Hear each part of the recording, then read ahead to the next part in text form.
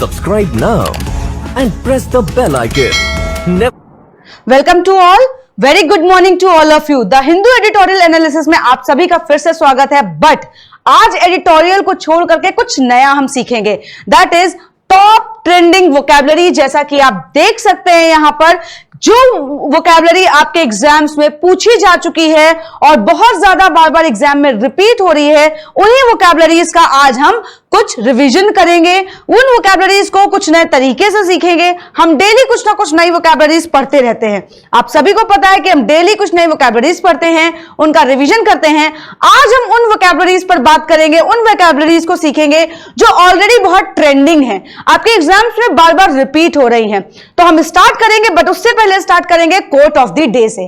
आज का कोटेशन क्या है, आज का थॉट क्या है? तो आज का थॉट है, life doesn't require that we be the best, only that we try our best. मतलब यह है कि हम बेस्ट हैं ये लाइफ को नहीं चाहिए, हम बेस्ट अपना कितना ट्राई कर रहे हैं ये लाइफ को चाहिए।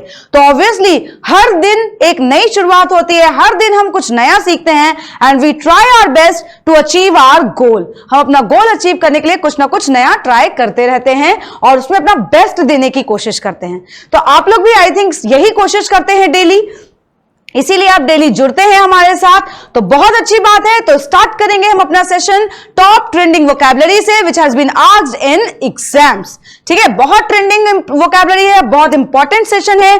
दशहरा के लिए ये आपके लिए सबसे बड़ा गिफ्ट है, आप ये समझ लीजिए, क्योंकि इससे रिलेटेड वोकैबुलरीज फिर से आपके एग्जाम्स में पूछी जा सकती हैं। तो एटलीस्ट हमें वो वोकैबुलरीज तो माइंड में रहनी चाहिए जो आ चुकी हैं, उनसे रिलेटेड वर्ड्स जब हमारे सामने आएंगे तो हम बहुत इजीली सॉल्व कर लेंगे ना।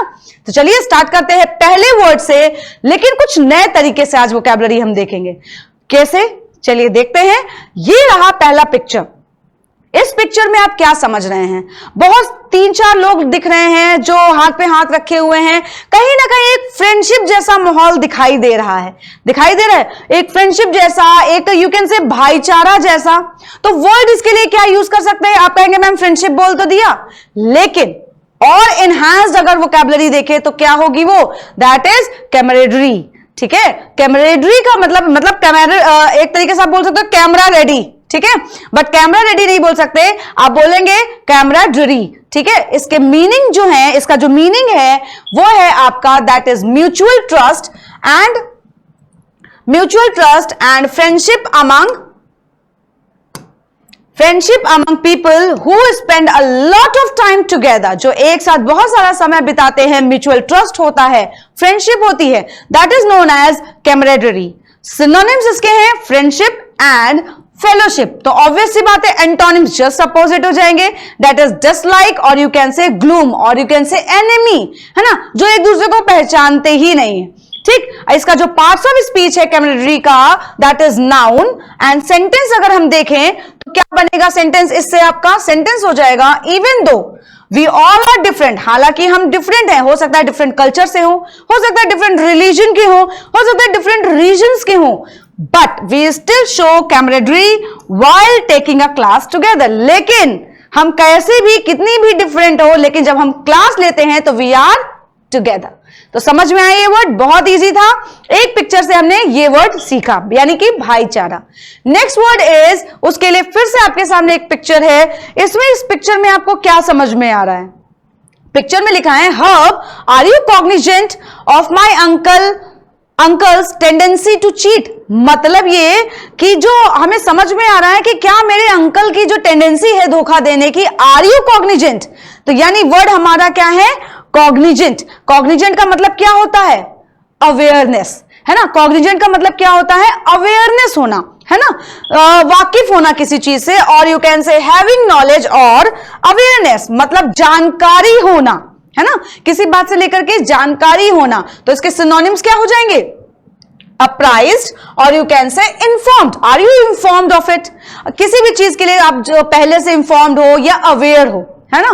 कोई भी नई न्यूज आई तो आर यू अवेयर, या कोई जैसे अभी पेंडेमिक आया था तो कोरोना आया था उसके लिए आर यू अवेयर, तो वो आप कॉग्निजेंट के सेंस में यूज कर सकते हैं। एंटोनिम्स इसका जस्ट अपोजिट है, that is senseless and ignorant. मतलब आपको अवेयरनेस की नीड है ही नहीं, यू आर अनअवेयर, तो ये इसके एंटोनिम्स हो जाएंगे। इसका जो पार्ट्स ऑफ स्पीच है दैट इज एन एडजेक्टिव, क्योंकि एक क्वालिटी है, अवेयरनेस इज अ क्वालिटी। ठीक, she is cognizant of her responsibilities as the sales head of the organization. मतलब वो aware है अपनी responsibilities के लिए aware है as the sales head of the organization. तो ये वर्ड क्लियर हो गया. नेक्स्ट वर्ड की तरफ बढ़ते हैं और नेक्स्ट वर्ड की पिक्चर आपके सामने ये रही. इसमें देखो, इस वर्ड में बहुत इजीली हमें समझ में आ रहा है. इस पिक्चर को देख के कोई भी देख के बता देगा कोई चीज छुप छुपा के हो रही है, मतलब सीक्रेटली हो रही है. तो मीन्स कोई चीज जो कॉन्फिडेंशियल हो. तो इसके लिए हम क्या वर्ड यूज कर सकते हैं? क्लैंडस्टाइन. अभी तक हम सीक्रेट, प्राइवेट इस तरीके के वर्ड्स यूज करते थे, कॉन्फिडेंशियल यूज करते थे. उससे रिलेटेड एक वर्ड हमें मिला क्लैंडस्टाइन, जिसका मतलब होता है कोई भी काम सीक्रेटली करना, स्पेशली बिकॉज इलिसिट, मतलब क्योंकि वो ऑफेंसिव होगा, है ना भाई. चोरी करना भी एक क्या है, एक तरीके से ऑफेंसिव वर्क है ना, इलिसिट है ना, इसीलिए. सो मीनिंग इसका क्या हो गया क्लैंडस्टाइन का? कीप सीक्रेट और डन सीक्रेटली. इसके सिनोनिम्स हैं, दैट इज कोवर्ट और you can say stealthy, means keeping secret. Antonyms just opposite है, दैट इज ऑथराइज्ड और ऑनेस्ट, मतलब ईमानदार, और ऑथराइज जिसकी परमिशन मिली हो, अथॉरिटी हो. ठीक, तो वो इसके एंटोनिम्स हो गए. इसका जो पार्ट्स ऑफ स्पीच है that is an adjective.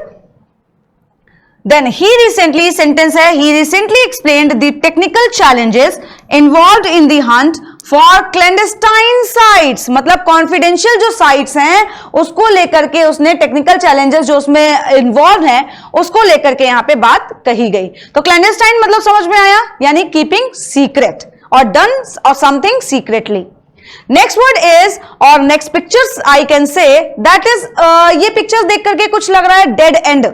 Dead and मतलब अब इसके आगे कुछ भी नहीं, है ना. अब इसके आगे कुछ भी नहीं, तो इसके आगे कुछ भी नहीं, तो यानी इसका वर्ड क्या आया? That is इम्पासे. इम्पासे के मतलब जो एक बार बात कह दी गई, अब इसके आगे कोई बात या कोई चर्चा नहीं करी जाएगी. ठीक है, तो इसके लिए हम क्या यूज करेंगे यहां पे? जो मीनिंग है इसका, that is a situation in which no progress is possible. मतलब वैसी सिचुएशन जिसके लिए कोई भी प्रोग्रेस पॉसिबल नहीं है. मतलब एक बात अगर मीटिंग में जैसे कोई डिसीजन ले लिया गया, अब उसके आगे आप कुछ भी कहें, दैट इज नॉट पॉसिबल. ठीक, और यू कैन से डेडलाइन और डेडलॉक और स्टैंड ऑफ, ये इसके सिनोनिम्स हो गए. एंटोनिम्स जस्ट अपोजिट है, दैट इज एग्रीमेंट और ब्रेक थ्रू. मतलब उसके आगे भी बात करी जा सकती है, उसके आगे भी कुछ क्लॉज लगाए जा सकते हैं, बात को अग्रीमेंट मिल सकता है. तो ये इम्पासे के क्या हो गए? एंटोनिम्स हो गए. इसका जो मीनिंग हम देखेंगे वो इसका सेंटेंस में यूज कैसे है वो देख लेते हैं. पार्ट्स ऑफ स्पीच इसका पहले तो नाउन है और इसका यूज होगा the government submits details of meetings on the metro impasse. मतलब जो मेट्रो इम्पासे है, मेट्रो का जो एक ऐसी सिचुएशन है कि अब इसमें कुछ भी चेंजेस नहीं किए जा सकते, तो गवर्नमेंट ने उसकी डिटेल्स क्या कर दी हैं? सबमिट कर दी हैं. नेक्स्ट वर्ड के लिए जो नेक्स्ट पिक्चर है आपके सामने वो है कुछ ऐसी पिक्चर. इसमें तो साफ दिखाई दे रहा है कि पुलिस में जो है वो साधारण लोगों को मार रहे हैं, भगा रहे हैं वहां से. तो कहीं ना कहीं एक तरीके से ये कुछ बहुत ज्यादा हार्श बिहेवियर है, यानी कि रूड बिहेवियर कह सकते हैं. तो रूड बिहेवियर को तो हम रूड तो बोलते ही हैं. कुछ नया वर्ड क्या है? तो कुछ नया वर्ड इसके लिए है हुलिगैनिज्म. ठीक है, hooliganism is some kind of a disruptive और unlawful behaviour such as rioting, vandalism और you can say bullying, ragging. मतलब आप जहां पे किसी को जबरदस्ती परेशान करते हो and which is very unlawful act और बिहेवियर. इसके सिनोनिम्स हैं राउडीनेस जैसे राउडी राठौर से आप इसको याद कर सकते हो कि राउडीनेस में वहां पे किसी का क्या था? बहुत राइटिंग बिहेवियर था. कौन थे उसमें जो विलेन बने हुए थे? ठीक है, तो वो राउडीनेस और डिसरप्शन है ना. डिसरप्शन मतलब किसी को परेशान करना, डिसरप्ट करना. इसके एंटोनिम्स जस्ट अपोजिट हो जाएंगे, दैट इज पीस और असिस्टेंस. मतलब शांति बनाए रखना या किसी की हेल्प करना. ठीक है, किसी की हेल्प करना. तो हुलिगैनिज्म का जो अपोजिट हो जाएगा, एंटोनिम हो जाएगा, दैट विल बी असिस्टेंस. इसका जो पार्ट्स ऑफ स्पीच है दैट इज नाउन और सेंटेंस इससे बन सकता है the party cadres resorted to hooliganism when their demands were not met in the meeting by the government. मतलब जो पार्टी के लोग थे उन्होंने कहीं ना कहीं दंगा करना चालू कर दिया, बुली करना चालू कर दिया जब उनकी मांगे पूरी नहीं हुई. तो ये वर्ड का मीनिंग आई थिंक क्लियर हो गया. ओके, नेक्स्ट वर्ड की तरफ बढ़ते हैं. नेक्स्ट वर्ड है आपका एवनकुलर, और ये पिक्चर है साथ में, जरा बताएं इसमें से क्या समझ में आ रहा है। एक कुछ पेरेंट दिख रहे हैं, एक मैन दिख रहा है, एक जो है वो बच्चा दिख रहा है, तो वो क्या समझ में आ रहा है इससे? दोनों हाथ मिला रहे, मतलब कहीं ना कहीं एक दोनों लोग सहमति अपनी दे रहे हैं, एक फ्रेंडशिप जैसा माहौल दिखाई दे रहा है। तो फ्रेंडशिप के लिए एक और वर्ड हमें मिला, दैट इज एवनकुलर, और यू कैन से फ्रेंडली, काइंड और हेल्पफुल। मतलब एक अंकल का सेंस में इसमें यूज कर सकते हैं, जो अंकल होते हैं ना, है ना, यहां पे अंकल से इसको याद कर सकते हैं। देखो एव और ये अंकल, है ना, तो अंकल का जो होता है ना बहुत अच्छा बिहेवियर होता है ना, तो उस बिहेवियर से आप याद कर सकते हो, that is of friendly nature, kind और हेल्पफुल।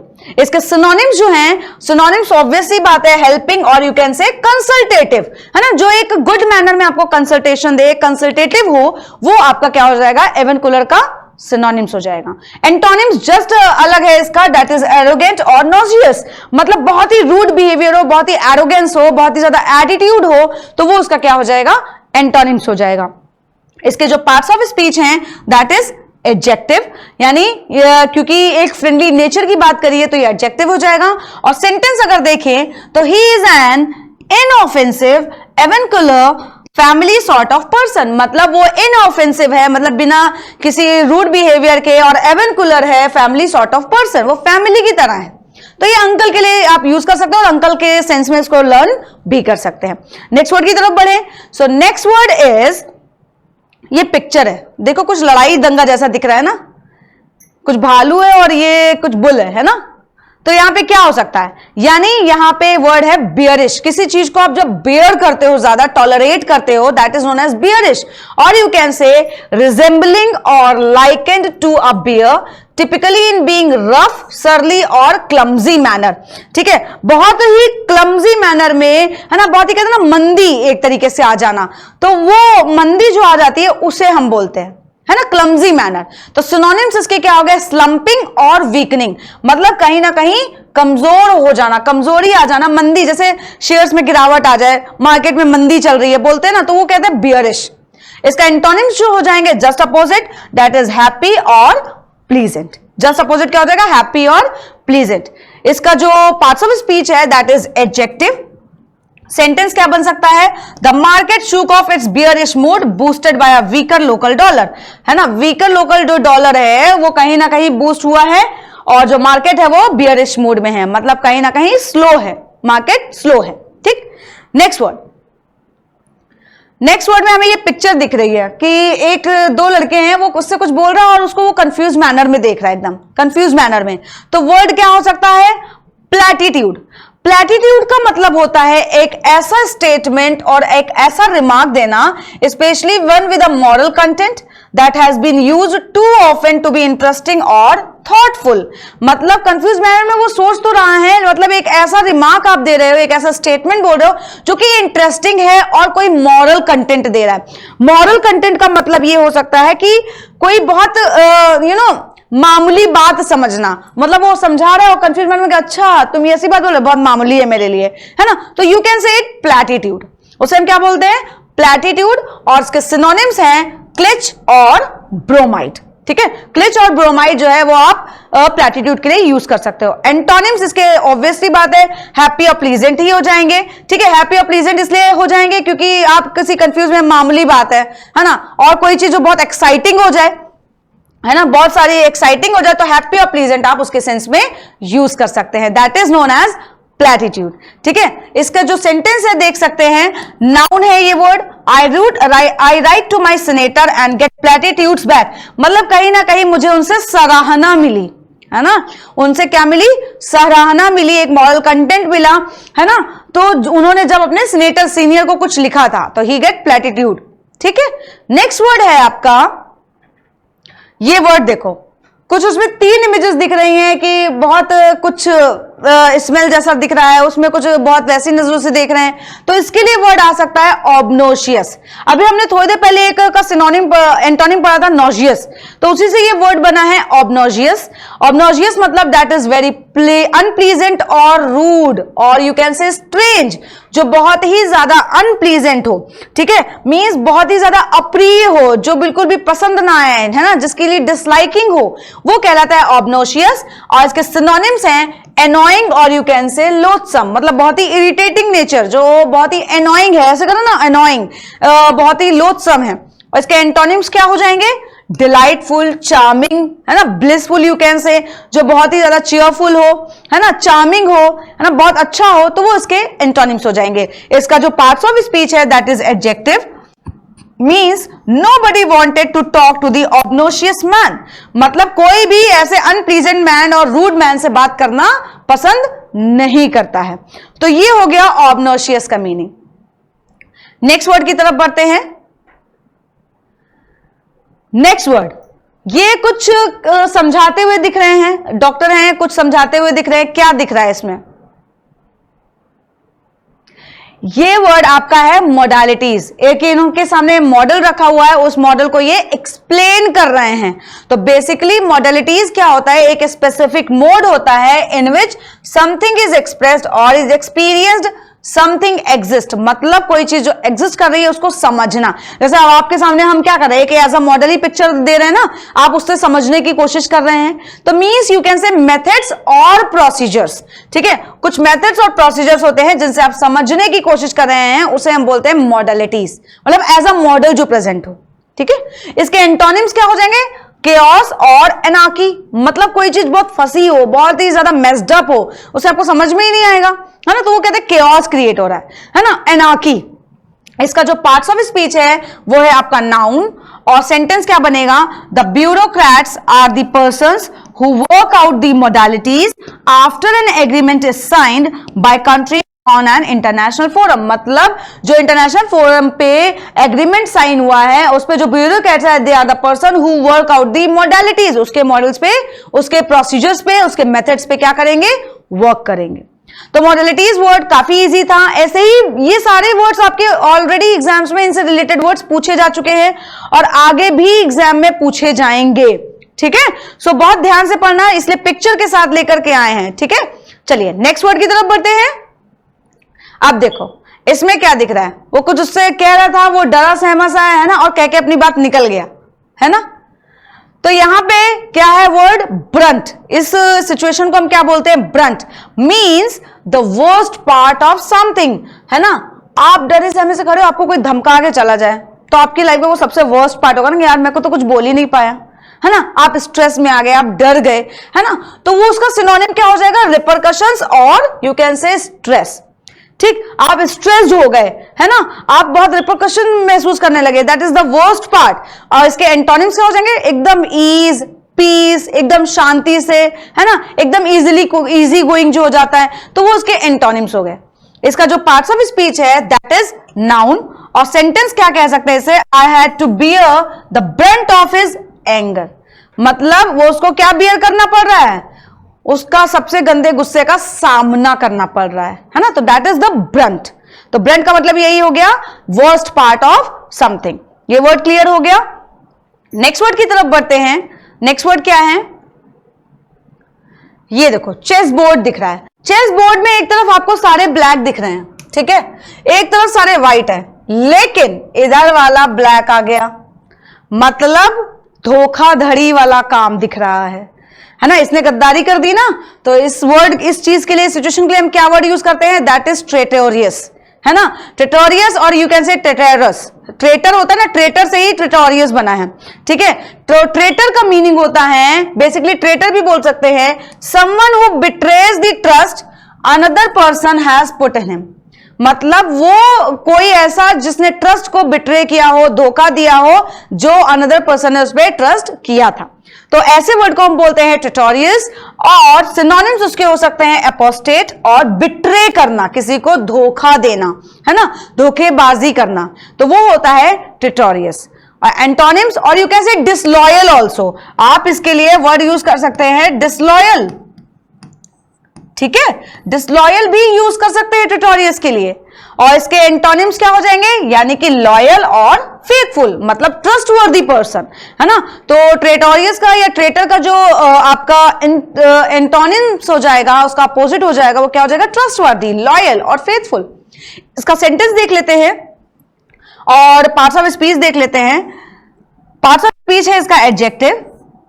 सेंटेंस इससे बनेगा, I apologise to anyone if my traitorous word have offended, मतलब वो उनसे सभी से माफी मांगना चाहता है कि अगर उसके धोखे, मतलब उसके गलत शब्दों ने क्या किया है, किसी को नुकसान पहुंचाया, हैव ऑफेंडेड।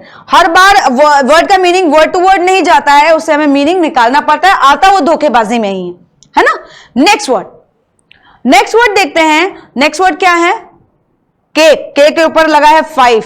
आप कहोगे मैम 5 इयर्स, कह सकते हैं ना, इसका मतलब ये तो जब हम केक काटते हैं तो 5 इयर्स, तो 5 इयर्स वर्ड जो होता है दैट इज क्विनक्वेनियम, ठीक है, क्विनक्वेनियम, है ना। क्विनक्वेनियम मतलब अ पीरियड ऑफ 5 इयर्स, ठीक है। इसे हम क्या बोलते हैं, अ पीरियड और साइकिल ऑफ 5 इयर्स, जिसका मतलब हम कह सकते हैं पेंटागन और सिंक, है ना। पेंटागन और सिंक ये पीरियड ऑफ 5 इयर्स को ही बताता है। एंटोनिम जस्ट अपोजिट इसके हो जाएंगे, ओवर टाइम और डाउन टाइम। कुछ भी हो सकता है, 5 साल से ऊपर भी हो सकता है, 5 साल से नीचे भी हो सकता है, या 5 साल से कम भी हो सकता है। तो you can say over time और डाउन टाइम। इसका जो पार्ट्स ऑफ स्पीच है दैट विल बी नाउन, और सेंटेंस यूज कर सकते हैं कि Cubist had an ambitious growth plan laid out for the 2012 to 2017 quinquennium, मतलब ये 5 साल का ही टाइम दे दिया है, पीरियड ऑफ इयर्स, तो इसको इस तरीके से यूज कर लिया। तो क्विनक्वेनियम बेसिकली पेंटागन को ही हम बोलते हैं, और अ पीरियड और साइकिल ऑफ 5 इयर्स। बढ़े नेक्स्ट वर्ड की तरफ। नेक्स्ट वर्ड इज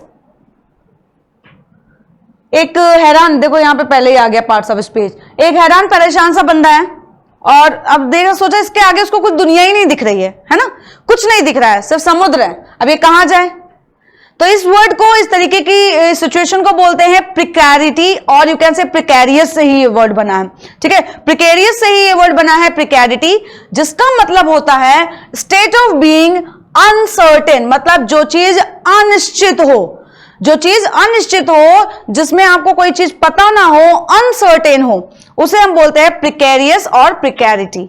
इसके सिनोनिम्स आपको मिलेंगे इनस्टेबिलिटी और यू कैन से इनसिक्योरिटी, मतलब जिसमें भी कोई भी स्टेबिलिटी ना हो, इनसिक्योरिटी हो, ठीक। एंटोनिम्स जस्ट अपोजिट हो जाएंगे उसके, जहां पे काम हो, पीस हो, जो चीज सर्टेन हो। भाई जो चीज निश्चित होती है तो आपको काम और पीस सारी चीजें मिलेंगी। और यहां पे इसका जो पार्ट्स ऑफ स्पीच हो जाएगा वो क्या है, नाउन है, ठीक है, वो क्या है, नाउन है। और इसका सेंटेंस देख लेते हैं।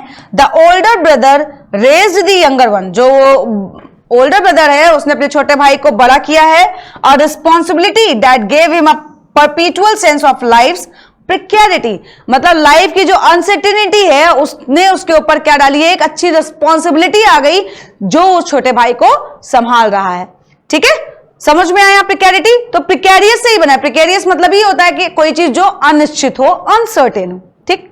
नेक्स्ट वर्ड की तरफ बढ़ते हैं। नेक्स्ट वर्ड, अब देखो इसमें ऋतिक रोशन आ गए और पूछ रहे हैं how much money super 30 movie will make.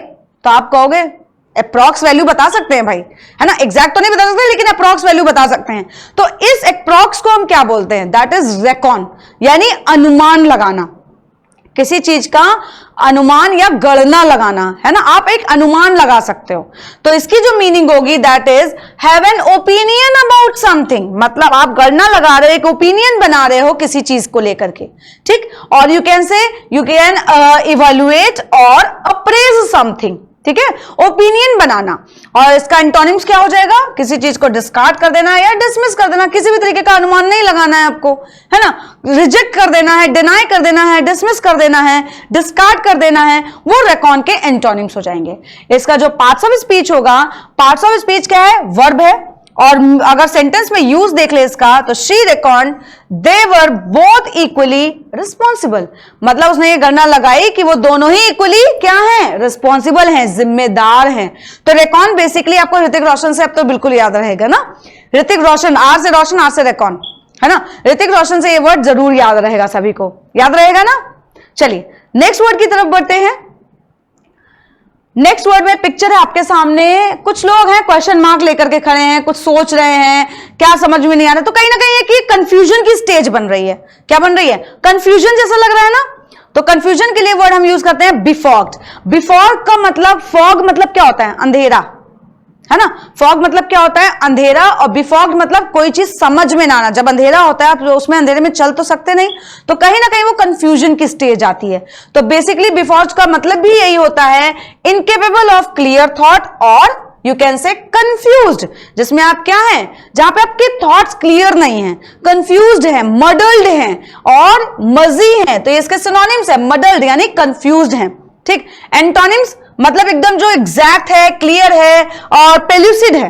Clear के लिए हम वर्ड यूज कर सकते हैं pellucid, which is very much clear. ठीक। इसका जो पार्ट्स ऑफ स्पीच है दैट इज एडजेक्टिव, और इसका सेंटेंस में यूज देख लेते हैं। Her brain was befogged by lack of sleep, मतलब नींद की कमी की होने की वजह से, ज्यादा न सो पाने की वजह से उसका दिमाग कहीं ना कहीं अंधेरे में एकदम, मतलब वो कहीं गुमसुम सा है। जैसे हम कभी कभी सो के उठते हैं और नींद पूरी नहीं होती तो सर दर्द होने लगता है, कुछ समझ में नहीं आता है, यू आर जस्ट कंफ्यूज्ड कि क्या हो रहा है। ठीक। तो वो होता है बिफॉर्स्ड। क्लियर। नेक्स्ट वर्ड की तरफ बढ़े, चलिए नेक्स्ट वर्ड की तरफ बढ़ते हैं। नेक्स्ट वर्ड में पिक्चर है आपके सामने, हैंडशेक हो रहा है। एक पेपर हाथ में लिया हुआ है और हैंडशेक हो रहा है। तो क्या समझ में आ रहा है? इससे क्या समझ में आ रहा है? इससे यह समझ में आ रहा है कि कहीं ना कहीं कोई एक एग्रीमेंट की बात हो रही है ना, जिसमें उन्होंने हाथ मिलाए हैं। ठीक। तो इसके लिए क्या वर्ड हो सकता है? That is कॉन्ग्रुअस। कॉन्ग्रेचुलेशन से याद कर सकते हैं आप कॉन्ग्रुअस। कॉन्ग्रेचुलेशन मतलब बधाई देना। जब आप कोई चीज में सहमति मिल जाती है तो बधाई के सेंस में आता है, तो उसको उस तरीके से आप याद कर सकते हैं। मीनिंग होता है इन एग्रीमेंट और हार्मनी, मतलब सामंजस्य बैठाना, एग्री होना किसी बात से, और यू कैन से एप्रोप्रिएट और कंपैटिबल, जो इसके सिनोनिम्स है ना। कहा ना कॉन्ग्रेचुलेशन के सेंस में जिसमें आपकी भी सहमति है, आप उनको बधाई दे रहे हैं, है ना। अब हार्मनी है, एग्रीमेंट है ना। और जिसके एंटोनिम्स हो जाएंगे वो क्या हो जाएंगे? दैट इज अनफिटिंग और अनसुटेबल, मतलब कोई चीज जो सुटेबल ना हो, अनफिटिंग हो, एकदम खराब हो, तो वो क्या कहलाएगा आपका? इसके एंटोनिम्स। इसके जो पार्ट्स ऑफ स्पीच है वो देख लेते हैं, दैट इज एडजेक्टिव, और इसका सेंटेंस में यूज देख लेते हैं। His actions are congruous with his principles, मतलब उसके एक्शंस जो है they are in harmony with his principles, उसके सिद्धांतों से सामंजस्य बैठाते हैं। ठीक। तो कॉन्ग्रुअस किससे याद रहेगा? कॉन्ग्रेचुलेशन से। हैंडशेक करना है, कॉन्ग्रेचुलेशन से याद रहेगा इन एग्रीमेंट और हार्मनी। करेक्ट। चलिए नेक्स्ट वर्ड की तरफ बढ़ते हैं। नेक्स्ट वर्ड है, ये देखो, कुछ सेलिब्रेशन टाइप का दिख रहा है ना, कि इंडिया जीत गई है, उसमें कुछ सेलिब्रेशन टाइप का दिख रहा है सभी को, है ना। तो सेलिब्रेशन के लिए वर्ड क्या यूज कर सकते हैं? रिलिश्ड। ठीक है। रिलिश्ड एक नया वर्ड है जो आप कहीं ना कहीं, जब आप बहुत ज्यादा एंजॉयमेंट करते हैं, बहुत ज्यादा चीख पुकार करते हैं, तो उसे कहते हैं रिलिश्ड। बहुत ज्यादा एकदम एक्साइटेड होते हैं, तो उसके लिए वर्ड करते हैं use relished means to enjoy something immensely, है ना। किसी चीज को बहुत immensely enjoy करते हैं, बहुत जोरदार एकदम enjoy करते हैं, चीखते चिल्लाते हैं, तो वो होता है relished। means appreciate और savor। ठीक है। appreciate और savor। ठीक। जिसका मतलब है कि आप किसी चीज को बहुत ज्यादा एक्साइटमेंट में enjoy कर रहे हैं। ठीक। इसका इंटोनिम्स जस्ट अपोजिट हो जाएगा, दैट इज एपैथी और डिसलाइक, मतलब कोई इंजॉयमेंट नहीं, मतलब डिसलाइकिंग रखना, एकदम नीरस बैठे रहना, है ना। तो वो रिलिश्ड का क्या हो जाएगा? एंटोनिम्स हो जाएगा। इसका जो पार्ट्स ऑफ स्पीच है वो देख लेते हैं। ये है वर्ब, एक तरीके का एक्शन है, क्रिया है कि आप एंजॉय कर रहे हो। सेंटेंस क्या हो जाएगा? I know that he always relishes the opportunity to answer all the points that have been raised. ठीक है। मतलब क्या है कि वो हमें, मतलब मैं हमेशा से ये जानता हूं कि वो रिलिशियस द अपॉर्चुनिटी, मतलब वो हर एक अपॉर्चुनिटी को एंजॉय करता है या हर एक अपॉर्चुनिटी को ग्रैब करता है to answer all the points that have been raise, मतलब जो भी पॉइंट्स रेज होंगे वो एक्साइटेड होकर के आंसर जरूर करता है। तो रिलिश का मतलब ही बेसिकली ये हो गया टू एंजॉय समथिंग इमेंसली और एक्सट्रीमली। ठीक। नेक्स्ट वर्ड देखते हैं। नेक्स्ट, ये सारे वर्ड्स इंपॉर्टेंट है तो बहुत ध्यान से आप लोग पढ़िएगा। ठीक है। अब इस पिक्चर में आपको देखो दिख रहा है एक चालान जैसा कट रहा है ना। चालान जैसा कट रहा है, वो बोल रहा है भाई मेरा चालान क्यों काट रहे हो, ऐसा कुछ दिख रहा है ना। तो वर्ड उसके लिए यूज करते हैं इन्फ्रिंज्ड। इन्फ्रिंज्ड का मतलब होता है to break a rule, law और एग्रीमेंट, मतलब सम काइंड ऑफ, जब आप कोई रूल तोड़ते हैं, कोई लॉ तोड़ते हैं, एग्रीमेंट, जब चालान तभी करता है ना जब आपने ट्रैफिक रूल तोड़ा होता है ना, या कुछ ऐसी एक्टिविटी करी होती है, या आपने हेलमेट नहीं पहना होता है, तो वो उस चीज को हम बोलते हैं इन्फ्रिंज्ड, मतलब किसी रूल को तोड़ना। और यू कैन से ब्रीच, है ना, ब्रीच भी आप लोगों ने पढ़ा था लास्ट क्लास में और कुछ प्रीवियस सेशंस में, जिसमें हमने उसके सिनोनिम्स में एक हिंदू वोकैबुलरी का वर्ड पढ़ा था, ट्रांसग्रेस, अगर आप लोगों को याद हो तो ट्रांसग्रेस उसी का वर्ड आता है, इन्फ्रिंज्ड। और you can say contravene means to break a rule, law और एग्रीमेंट। इसके एंटोनिम्स क्या हो जाएंगे? Just opposite, means to comply और ओबे, मतलब रूल को ना तोड़ना, किसी की ओबे करना, रिस्पेक्ट करना और कॉम्प्लाई करना। ठीक, इसका जो पार्ट्स ऑफ स्पीच है वो देख लेते हैं। क्या है? वर्ब है। सेंटेंस इससे क्या बनेगा? They claim that his use of the name infringes their copyright, मतलब उनके कॉपीराइट को क्या किया है? तोड़ दिया। उनके कॉपीराइट को अगर ले लिया तो मतलब उन पे जो कॉपीराइट लगा था उस चीज को कहीं ना कहीं ब्रेक कर दिया है। क्लियर है सभी को? नेक्स्ट वर्ड की तरफ बढ़ते हैं। जो नेक्स्ट वर्ड है बॉइस्ट्रस। देखो यहां पे बॉइस्ट्रस लिखा भी हुआ है, तो बॉइस्ट्रस का मतलब क्या है? ये चिल्ला रहा है और ये अपने कान बंद करे हुए, तो मतलब कोई चीज जो आप बर्दाश्त नहीं कर सकते, चीखना चिल्लाना, तो ये वर्ड है आपका बॉइस्ट्रस। इसकी जो मीनिंग होती है, that is very noisy and full of energy, है ना, बहुत ही ज्यादा शोर शराबा और एनर्जी से भरा हुआ। जब चीख रहे तो बहुत एनर्जी से चीखेंगे ना बच्चे, है ना, तो that can not be bearable, जो मतलब बिल्कुल टॉलरेबल नहीं है ना। इसके सिनोनिम्स जो आप यूज कर सकते हैं, दैट इज वोसिफोरस और स्ट्राइडेंट, है ना, जो कहीं ना कहीं बॉइस्टरस का ही सिनोनिम्स हैं, मींस नॉइजी और फुल ऑफ एनर्जी। एंटोनिम्स इसके जस्ट अपोजिट हो जाएंगे, दैट इज वेरी लो और क्वाइट, जो बहुत ही शांत हो, लो हो, तो वो होता है आपका बॉइस्टरस। इसका पार्ट्स ऑफ स्पीच देख लेते हैं, वो क्या है? एडजेक्टिव। सेंटेंस देख लेते हैं। He was so boisterous at the party that he stole the thunder from the host, मतलब जो होस्टिंग कर रहे थे उससे कहीं ना कहीं एक अटेंशन कैच कर लिया, एंड वो बहुत ज्यादा बॉइस्टरस था, है ना, बहुत ज्यादा चीख रहा था, चिल्ला रहा था, तो कहीं ना कहीं उसने अपना अटेंशन कैच कर लिया था। तो ये बॉइस्टरस उस सेंस में आप यूज कर सकते हैं, और इस पिक्चर से तो बिल्कुल याद रहेगा, है ना, जब कोई बहुत ज्यादा फुल ऑफ एनर्जी से चीखता है, नॉइजी हो जाता है, तो उसे हम बोलते हैं। ठीक है, चलिए, तो नेक्स्ट वर्ड आपको पहचानना है। आपके सामने ये रही पिक्चर। इस वर्ड में, इस पिक्चर में आप देख करके क्या समझ पा रहे हैं? देयर इज अ पैरेट जो कि एक केज में, एक पिंजरे में है, और एक आदमी, है ना, ऐसा कुछ पिक्चर दिख रही है हमें। तो पिक्चर में क्या है? पैरेट जब कुछ बोलता है ना तो आप समझने की कोशिश करते हो, और बेसिकली समझ भी लेते हैं, क्योंकि वो क्लियर, पैरेट बहुत क्लियर बोलता है। तो इस समझने को हम क्या बोलते हैं? है ना, डिकोड कर लेना एक तरीके से, है ना, क्या कर लेना? डिकोड कर लेना, समझ लेना, है ना, डिक्रिप्ट कर लेना। तो इसके लिए वर्ड यूज होता है डेसिफर। क्या यूज होता है? डेसिफर। ठीक है, डेसिफर का जो मीनिंग होता है बेसिकली, उसे हम बोलते हैं succeed in something, succeed in reading untidy और केयरलेस राइटिंग। जो बहुत ही केयरलेस राइटिंग होती है, जैसे डॉक्टर की राइटिंग होती है ना, ऑब्वियसली बहुत अच्छी पोस्ट है, लेकिन उनकी जो राइटिंग होती है वो समझ में नहीं आती है ना, बहुत ही अनटाइडी वे में या तो लिखी होती क्योंकि बहुत प्रिटी राइटिंग। तो बेसिकली आप किसी चीज को जब डिकोड करते हो, डिक्रिप्ट करते हो, या समझने की कोशिश करते हो किसी भी तरीके की राइटिंग को, उसे हम बोलते हैं डेसिफर। इसके जो एंटोनिम्स हैं जस्ट अपोजिट हो जाते हैं, एनकोड या इनक्रिप्ट, है ना, कहते हैं इंक्रिप्शन पासवर्ड, जिसको आप समझ नहीं सकते, तो वो एनकोड और इनक्रिप्ट हो जाता है। यानी ये इसके क्या है? एंटोनिम्स हैं। इसका जो पार्ट्स ऑफ स्पीच है दैट इज वर्ब। अब जैसे इसका हम सेंटेंस में यूज देखें तो I can't decipher what is inscribed on the pillar, मतलब जो पिलर में इंस्क्राइब्ड है, जो लिखा है, वो मैं समझ नहीं पा रहा हूं, तो आई कांट डेसिफर। क्लियर है ये वर्ड? सभी को क्लियर है? चलिए नेक्स्ट वर्ड की तरफ बढ़ते हैं। जो नेक्स्ट वर्ड है उसके लिए जो पिक्चर है आपके सामने, वो रही ये। क्या समझ में आ रहा है इस पिक्चर को देख के? बिल्डिंग है जो पूरी तरीके से गिर चुकी है ना, एकदम खराब हो चुकी है, बेकार हो चुकी है, या गिराई गई है, जेसीबी भी लगा हुआ है, यानी कि गिराई गई है बिल्डिंग। सो बेसिकली ये वर्ड क्या समझा रहा है, या इस पिक्चर से आप क्या समझ रहे हैं कि हम क्या वर्ड निकाल सकते हैं? तो ये वर्ड है ऑब्लिटरेट। मतलब ऑब्लिटरेट का मतलब डिस्ट्रॉय समथिंग कंप्लीटली, किसी भी चीज को पूरी तरीके से क्या कर देना? डिस्ट्रॉय कर देना, बर्बाद कर देना। यानी इसके अगर सिनोनिम्स देखें, दैट इज एनिहिलेट और एक्सटरपेट। ठीक है, किसी चीज को जब आप पूरी तरीके से डिस्ट्रॉय कर देते हैं, खराब कर देते हैं, उसे हम बोलते हैं ऑब्लिटरेट।